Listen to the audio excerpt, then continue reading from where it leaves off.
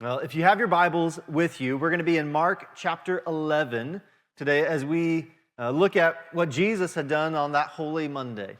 Now, Mark 11, starting in verse 15, is where we're going to be. And if you would, whenever you get there, please stand with me for the reading of God's Word. Where it says, Jesus entered Jerusalem and came into the temple, and after looking around at everything, he had left for Bethany at 12. And on the next day, whenever he had left for Bethany, that's it. Sorry, I'm starting in verse 11. Let me start in verse 15. Then they came to Jerusalem, and he entered the temple and began to drive out those who were buying and selling in the temple, and overturned the tables of the money changers and the seats of those who were selling doves. And he would not permit anyone to carry merchandise through the temple. And he began to teach them to say, that it is not written, for my house shall be called, or is it not written, my house shall be called a house of prayer for all the nations, but you have made it a robber's den. Now the chief priests of the scribes heard this and began seeking how to destroy him, for they were afraid of him. And for the whole crowd was astonished at his teaching. And when evening came, they would then go out of the city. Let's pray. Now, dear Heavenly Father, we thank you, Lord, for your word. Lord, we thank you for Jesus and his work of cleansing the temple and rooting out those who had made it a way of selfish gain rather than prayer and worship and reverence for you. Now, Lord, I pray that as we prepare ourselves for Holy Week this week, that we would be a people who seek you, that we would know you, that we would trust you. Lord, that our hearts would be truly prepared for this Easter season and what you are wanting to do to us and to our community. Now, God, we are so thankful that you are a loving and gracious and patient God with his people. And so, Lord, I pray that we would clean out, that we would root out our hearts of anything that is not of you, that, Lord, that we would seek your face today. For God, you are good. We love you and we praise you, and I pray in your name. Amen. You may be seated. Have you guys ever walked into a room and you're like, oh my goodness, right? This place needs some work. Maybe it's your kid's room and you walk in there and you're just like, who raised you? All right, whenever their stuff is all over the mess. Or maybe you open up one of your junk drawer in your kitchen, because we all have them, and you're like, oh my goodness, how did I get so many miscellaneous kitchen gadgets? Maybe, and you just keep saying, or perhaps maybe it's that closet, right, that you'll just go and you say, man, I just need to clean this out, and maybe one day, maybe next week will be a better time to go and to do that. And here in Mark 11, what we see is Jesus here, he is walking into the temple. This place that was meant to be a center for God's presence, for a center for God's worship, and really all about prayer. And yet, instead of worship, what Jesus finds is a marketplace. He finds money changers. He sees people wanting to exploit people in order for their own selfish and monetary gain. He sees noise, he sees greed, he sees just straight selfishness. And Jesus, whenever he comes into this temple, he doesn't just kind of straighten up a little things. He doesn't just take a little broom and sweep the dust under the rug. No, he flips tables. He goes, he clears house. He doesn't just do a little bit of spring cleaning, but he really came to take over, to reorient, and to help them to be centered about what this place was really about, what was to come. And Jesus really is still in the business of cleaning. That he's still in the business of cleaning up our hearts and reorienting ourselves to who he is and what he longs for us to see and to be and to know. You see, Jesus doesn't simply want a special little corner of your heart. He's not satisfied with weekend visitation, right? I mean, we're here on a Monday morning because we take him and his word seriously. But Jesus came for complete transformation. He wants to transform your heart. He wants to transform your habits. He wants to transform your home. He wants to transform you into his image. And so as Jesus begins in verse 15, he really comes to clear out the clutter. In verse 15, it says that then they came to Jerusalem. And he entered the temple and he began to drive out those who were buying and selling in the temple. And he overturned the tables of the money changers and the seats of those who were selling doves. And that he would not permit anyone to carry merchandise through the temple. right? Jesus here, as he enters into these temple courts, these outer courts where the Gentiles would come and they would pray, and this was meant to be a place where everybody is able to freely come and to worship God if they so choose. But instead of reverence, instead of worship, right, he finds busyness, he finds distractions, he finds greed. That this place of prayer had become rather a place of profit. That the sacred here had been buried and for the sake of the clutter and the selfish. And sometimes like walking, if you were to, this evening, whenever you come home from work or school and you walk into your living room, you're hoping to settle down on the couch and maybe turn on the TV or open up a book. And instead of being able to do that, you find, one of those pop-up Tupperware parties, and there's all sorts of Tupperware lids and containers everywhere, and you'd be like, oh my goodness, what is this? This is not what I was expecting. But Jesus doesn't just simply say, hey, can you guys move that Tupperware party over to the side? Right? He's flipping tables, he's rooting them out, he's getting them out of the house because they're distracting from what it was really all about. It's not because he's out of control, it's not because he's crazy, but because he's taking charge. He is showing them what it was really all about. And whenever it comes to today, obviously we didn't have tables and Tupperware parties and stuff set out in the foyer or here in the sanctuary, but what about our heart? What does Jesus see whenever he walks in to our heart and to our mind space, and what our focus is, what our heart condition is, where our heart is set towards? Does Jesus see whenever he looks at your heart, does he see a hidden sin that you're trying to tuck away from the side? Does he see you full of worry or full of bitterness or maybe some kind of shallow religion? Maybe you've got a really busy life and a busy schedule, but he finds emptiness on the inside of that. See, Jesus loves you enough to not just let you continue on in those various things, but he loves you enough to confront it. That he wants you to take worship seriously. He's trying to set you free. And that's what he's longing to do. That's what it's what he came to do, was to set us free. He's really wanting to bring back true worship. In verse 17, he says, and he began to teach them and say to them that it is not written that my house shall be called a house of prayer for all the nations, but you have made it into a robber's den.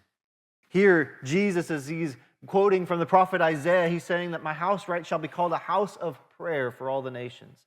But instead, they had turned it into this money-grabbing scheme. Prayer was pushed out and performance was moved in. That it was all about certain sacrifices. It was all about ways that you'd be able to exploit the poor who had to travel a long way. And Jesus wasn't having that. Sometimes we treat prayer like it's the fire extinguisher in the hallway where you have to break glass in case of emergency. But that's not what prayer is about. Right? Jesus calls prayer really the foundation of our lives, that without prayer we have nothing. Right? That prayer really is just like the air that we breathe, that it is necessary for us. It's the place where we find power. It's the place where we find strength. It's where we're able to really communicate with God back and forth. Now, prayer isn't only for the ultra-spiritual, but prayer is for everybody. And you don't need to be perfect. You don't need some kind of quiet room to sneak away into. While a prayer closet can certainly be helpful, but all you need really for prayer is a sincere heart. And so I ask you this morning, do you pray regularly? Or do you just pray reactively whenever something happens in your life and you're like, oh my goodness, I need to go do something about this? Well, what's keeping you from a consistent and intimate prayer life in your life? See, Jesus came to clear out all these various distractions so that we could focus on God. So that we could see him in his grace and in his love and his mercy. So that we could be unfiltered, and like Hebrews 12:2, that we could fix our eyes on Jesus as the author and perfecter of our faith. And really the question that comes before us is this: is how are we going to respond to Jesus and who he is and what he does? Here in our passage, we see two distinctly different responses to Jesus. In verse 18, it says that the chief priest and the scribes, they heard this and they began seeking on how to destroy him. That they did not like what Jesus was doing. That they liked the comfortability of the rhythm and routines that they had in their life, the way that they were able to profiteer and to take advantage of those who were less than them, or not less than them, but who were poorer than them, who had to submit to their rule and to their authority. And so because the balance was being shifted, they didn't like Jesus working and moving in their lives. And yet there was a different crowd, right? There was a different response. At the end of verse 18, it says that they were, the whole crowd was astonished at his teaching. Right? There's amazement and then there's destruction. And there's really only two choices whenever it comes to Jesus all the time, that we can either submit to him or we can deny him. And that's really all that there is. There's no kind of middle road where we can just ride the fence and that we love him on Sunday, but we don't really regard him the rest of the week. That we've got to be, we're either all in or we're not. Well, that's the reality of what Jesus was all about. Jesus was disrupting the religious leaders, their systems, their comfort, their control. But he wasn't afraid of ruffling feathers in order to redeem hearts. He knew that in order to get to the heart of the crowds, that he had to speak truth. He had to speak life into the place of worship, into the temple. Jesus came to remove anything standing between you and the Father. That he wants you to know himself. He wants you to be reconciled back to God. He wants our community to be reconciled back to God. That's why he came on Easter, right? To destroy the works of the devil, that we might be reconciled back to God.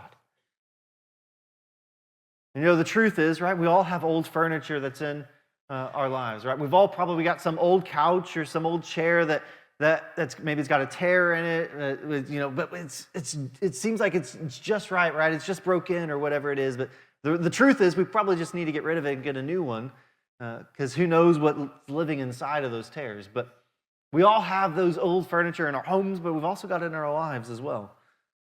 We've got old habits, we've got maybe sins, some lies that we've been living for a long time, that we've grown comfortable with, that we're used to, and we feel like it's just a part of who we are. See, maybe it's that addiction that we've made excuses for. Maybe it's that grudge that we're still nursing against someone. Maybe it's that identity that we've built apart from Jesus and that we feel like we have a reputation that we need to maintain. But what Jesus here is saying is he's saying, let me in. Let me clean your house. Let me root out these things that are not of me, that are hurting my relationship with you. And so I want to ask you this morning, what have you gotten comfortable with that maybe Jesus wants to confront? Now, what is it in your life this week as we're preparing for Easter and for each of these mornings sessions that we're going to have tomorrow? We're at the Christian Church, if I recall correctly. And so, what is it that we need to confront? What is it that we need to root out of our lives so that we can be ready for all that Jesus is going to do this Easter and beyond? And so my challenge for you this morning, my encouragement to you, is to ask God earnestly and sincerely this question. God, is there anything in my heart that is keeping me from you? Is there anything in my heart that is keeping me from you? And I want you to earnestly ask the Lord this question and to be ready for whatever he brings to you. And to be ready to repent of those things, whatever that is, to ask forgiveness in an area that you need to let go of old habits or whatever it is. Now, Jesus is not, he didn't come in to clean house in order to condemn you. That's not what Jesus came to do. Rather, Romans 8:1 tells us that there is therefore now no condemnation to those who are in Christ Jesus our Lord.